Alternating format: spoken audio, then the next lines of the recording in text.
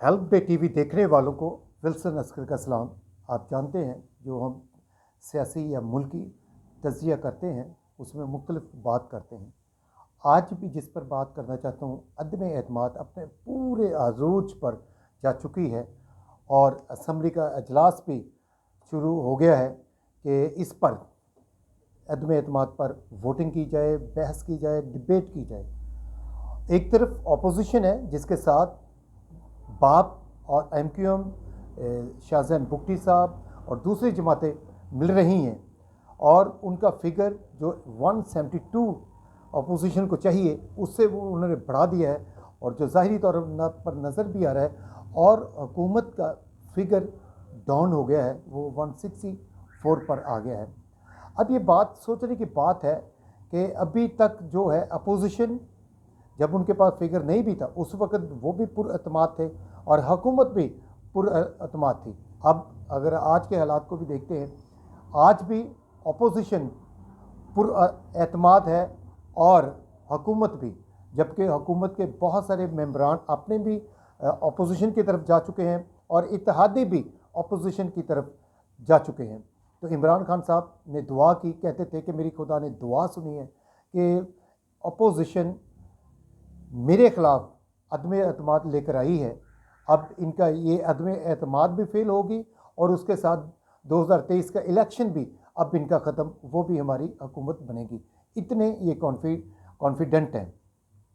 अब जबकि ये बात हो चुकी है, अदम एतमाद असम्बली का इजलास शुरू हो चुका है, लेकिन उसके अंदर जो अब मुल्की गैर मुल्की बातें हो रही हैं, साजिश की, रजीम चेंज की, यानी कि इक़्तिदार की मुंतकिली या तब्दीली, जो बाहर से आलमी साजिश जो कह रहे हैं कि वही है, उसमें हम देखते हैं। मैंने बात की थी और जो मैंने जितने भी तज़किये किए 100% महीना पहले किए या 2 महीने पहले या 5 महीने पहले मैंने जो तज़किये किए, वीलॉग किए, वो 100% पूरे हो रहे हैं। पहले मैंने ये कहा था कि अगस्त तक इमरान खान साहब की हुकूमत नहीं रहेगी, तो आज देख रहे हैं कि जो नज़र आ रहा है ज़ाहिरी तौर पर जो आइनी तरीका है उसके मुताबिक ये लग रहा है कि इमरान खान साहब की हुकूमत कायम नहीं रह सकती।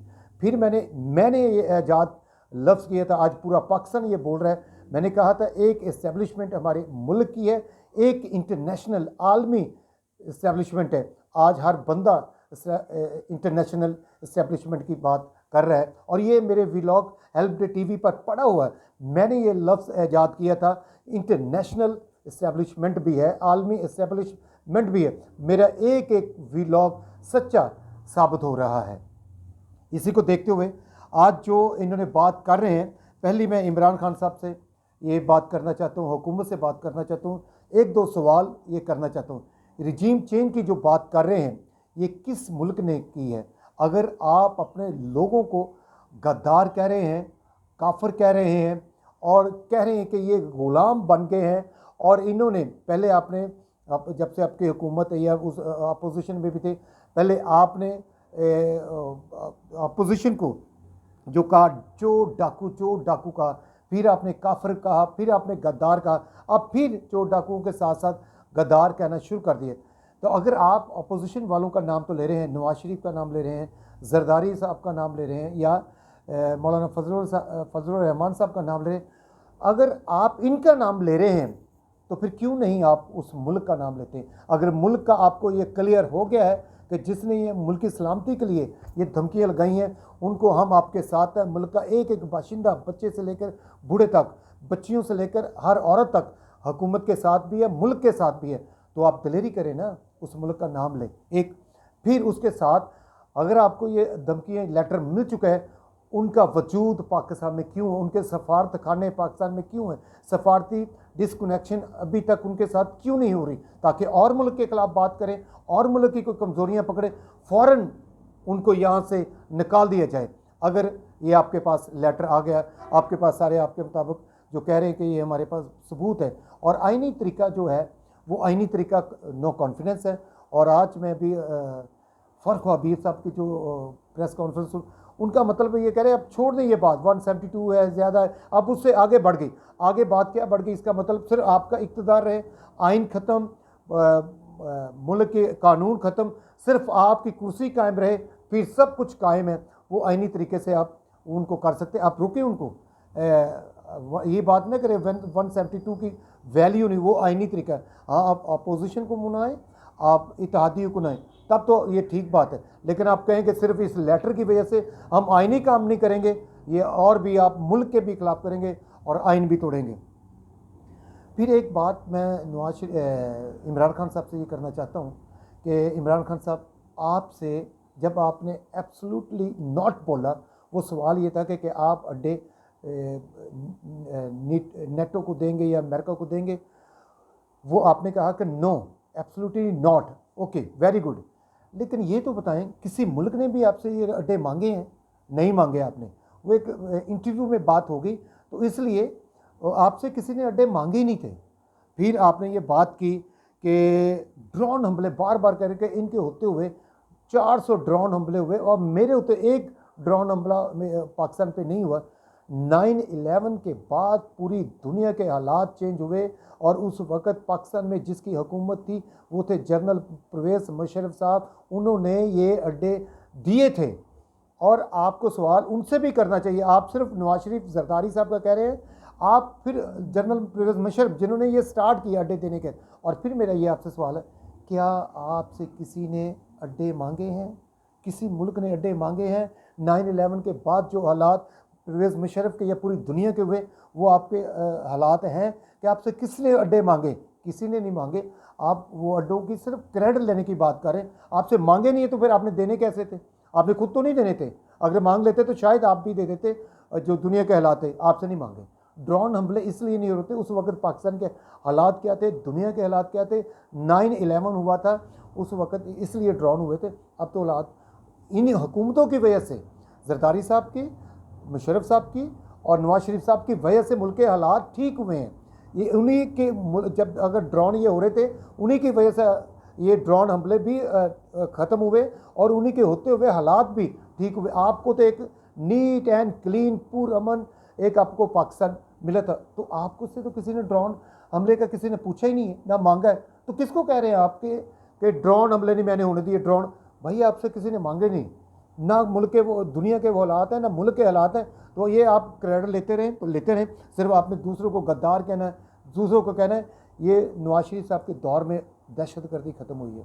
जो फ़ौज ने ऑपरेशंस किए हैं, जो यानी कि इन्होंने किए हैं, वो उनकी हुकूमत में हुए हैं।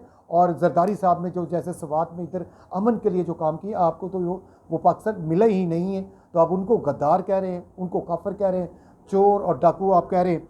अच्छा, फिर आपने यूक्रेन और रूस की बात की, उसमें अपोजिशन का क्या कसूर है कि आप रूस के विज़िट पर गए हैं? तो अपोजिशन ने आपको कहा था आप वहाँ पर जाएं, या यूरोपियन यूनियन ने आपको ये लेटर लिखा, या अमेरिका ने लेटर लिखा कि आप रूस और ना जाए? आप चले गए, खुद गए या आपके किसी के कहने पर चले गए? जो अब ये बात अब यूक्रेन और रूस की जंग है, तो वो अपोजिशन ने नहीं कहा था कि आप विज़िट करें, वो आप अपनी मर्ज़ी से या किसी और इंटरनेशनल एस्टेब्लिशमेंट की वजह से आप गए थे। तो उसमें इनका क्या कसूर है? इनमें कैसे वो गद्दारी आ गई? ये आपके हालात अच्छे आपने किए हैं या बुरे किए? ये आपकी वजह से हुआ। जैसे आपने जलसे में यूरोपियन यूनियन का कह दिया, वो एक आपकी, वो भी एक सीक्रेसी थी। आप उस वक्त कौमी सलामती कौंसिल को बुलाते, वो बताते कि मुझे यूरोपियन यूनियन ये कहा है, फ़ोन किया है या लेटर लिखा है, उसके बाद फिर आप आवाम में जाते।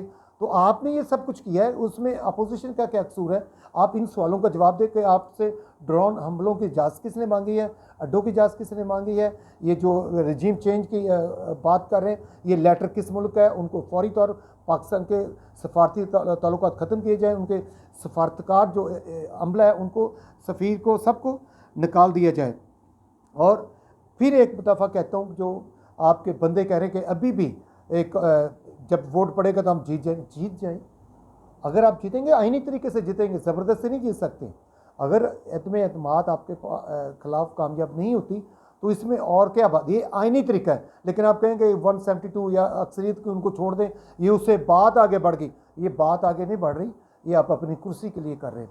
और मैं आपसे ये मैं बार बार कहता हूँ, मैं भी आपका एडवाइज़र हूँ एज पाकिस्तानी, कोई भी काम अपनी कुर्सी को बचाने के लिए गैर कानूनी ना करें, गैर आइनी ना करें और उल्टी पुट्ठी कोई भी ऐसे पुट्ठा सीधा काम ना करो जेड़ा आइन कानून और पाकिस्तान के खिलाफ है। अगर आपकी किसी जाति चाहे अगर कानूनी तरीके से, गैर कानूनी तरीके से, गैर आइनी तरीके के अगर होगा तो हम आपके साथ हैं। सिर्फ इन सवालों का जवाब दें। और ये खुद आपने जो पैदा किए हुए हालात हैं, एब्सोल्युटली नॉट, किसी ने आपसे नहीं कहा था कि हमें अड्डे दें, आपने एक सहाफ़ी को दिए था, उसकी क्या कोई दुनिया में सज़ा देगी। फिर आपने ड्रोन का कहा, ड्रोन कोई आपसे मांग नहीं रहा, खुद कह रहे हैं। जिनको आप कह रहे हैं उनके दौर में होते थे, वो फेस कर रहे थे, वो गवर्नमेंट ने फेस कर रही थी, कैसे वो चल रहा है। और यूरोपियन यूनियन का जो अगर किसी ने बात की है वो भी नेशनल ये आप कौमी सलामती में लेके जाएं, उसमें बात करें। यूक्रेन और रूस की जो बात है, जैसे आप एक खारजा पॉलिसी उसके मुताबिक काम करें, लेकिन वो ना पाकिस्तान की अवाम ने आपको कहा था, ना अपोजिशन ने कहा था कि आप रूस का विजिट करें या बात माने। वो आपका सेल्फ क्रिएटेड ये सारा फैसले हैं, या इंटरनेशनल इस्टेब्लिशमेंट, ये मैंने ईजाद किया हुआ वर्ड। पूरे पाकिस्तान को मैं ये कह रहा हूँ, पूरे पाकिस्तान में आलमी इस्टेब्लिशमेंट की पहली मैंने बात की थी। मेरे हेल्प डे पे देखें, हेल्प डे टीवी पे जो मैंने तज्जिया किया हुआ है। अब पूरी दुनिया, पूरा मुल्क, पूरे सियासतदान ये कह रहे हैं आलमी इस्टेब्लिशमेंट वो मैंने ईजाद किया था। मुझे पता था कि ये कैसे काम कर रहे हैं आलमी साजिश। जैसे मैंने उस वक्त किया था IMF को जो आपने स्टेट बैंक दे दिया था, उस वक्त मैंने ये बात की थी। तो आपको ज़रूरत है पाकिस्तान की भी और अपोजिशन की भी, क्योंकि आप उनको गद्दार और अब वो गुलाम, आप मीर जाफ़र उनको कह रहे हैं। सिर्फ आप ही नहीं, जो आपके साथ है वो बहुत अच्छा, वो पाकिस्तान का वही साथी है, वही ईमानदार है, वही मुसलमान है, वही पाकिस्तानी है, वही सब कुछ है, सब कुछ वो अमीन और सादिक है। जो आपको छोड़ जाए, जो अपोजिशन में, वो गद्दार भी है, वो चोर भी है, वो डाकू भी है, वो काफिर भी है, वो सब कुछ है। वो मुल्क के साथ खेलता है, वो मुल्क की सलामती के भी साथ खेलता है। सिर्फ आप ही एक रह गए, और जो आपके बंदे हैं वो सिर्फ रह गए। बाकी पूरा 22 करोड़ अवाम में जितने आपके लोग, वो पाकिस्तानी भी हैं, वो सलामती के लिए करते, बाकी सारे गद्दार हैं, बाकी सारे डाकू हैं, बाकी सारे चोर हैं, बाकी सारे काफिर हैं। खुदारा पाकिस्तानी सबको समझें। अगर किसी में कमी कमज़ोरी भी है, अगर कोई खराबी भी, उसको समझाएं, उसको अपने साथ बुलाएं। लेकिन सिर्फ आप दूध के धुले हुए या आप वॉशिंग मशीन से निकले हुए नहीं हैं। सारे पाकिस्तानी हैं, इंसान गुनाहगार भी होता है। खुदारा पाकिस्तान पर रहम करे और आईनी काम, जो कानूनी काम है, वो होने दे।